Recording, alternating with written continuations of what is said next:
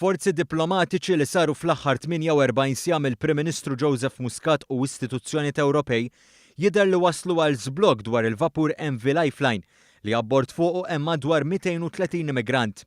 Il-vapur ta' għadha mhux governattiva spiċċa f'kontroversja kbira wara li l-kaptan tal-vapur kiser ir-regoli internazzjonali meta ma segwix l-ordnijiet mogħtija mill-awtoritajiet Taljani. Fi stqarrija, il-Gvern qal li l-isforz diplomatiku tal-Prim Ministru tal-istituzzjonijiet jidher li se jwassal għal ftehim ad hoc biex l-immigranti li jinsabu fuq il-vapur MV Lifeline jitqasmu bejn qatt pajjiżi Ewropej. Qal li s'issa diġà kienu 4 pajjiżi, jiġifieri l-Italja, Malta, Franza u l-Portugal, li kkonfermaw il-parteċipazzjoni tagħhom f'dan il-ftehim, waqt li l-Ġermanja u l-Olanda għadhom qegħdin jevalwaw il-possibilità li jieħdu numru ta' migranti.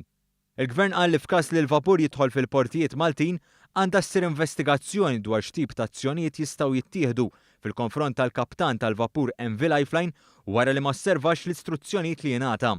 Il-Gvern sostna li l-isforzi ta' Malta fir-rigward tal-MV Lifeline huma mingħajr preġudizzju għall pożizzjoni ta' Malta dwar il-liġi internazzjonali. Qal li l-azzjoni tal-Prim Ministru kellha lan li tipprevjeni milli dan il-każ jiżviluppa fi kriżi umanitarja billi r-responsabbiltà tinqasam bejn qatt ta' stati membri li lesti li jikkooperaw. Il-Gvern Malti taħar lill-President tal-Kunsill Ewropew u lill-President tal-Kummissjoni Ewropea għall-assistenza tagħhom f'dan l-isforz li għadu għaddej bejn qatt ta' mexxejja Ewropej.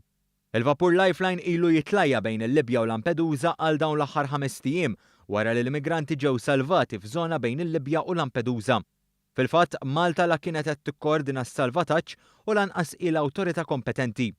Skont iċ-ċentru ta' koordinament ta' tiftix u salvataġġ f'Ruma, dan is-salvataġġ seħħ fiż-żona ta' tiftix u salvataġġ Libjana u għall-ewwel kienet jitmexxa miċ-ċentru ta' koordinament f'Ruma bl-awtoritajiet Libjani kienu qed jassumu r-responsabbilta tal-każi ta' tiftix u salvataġġ.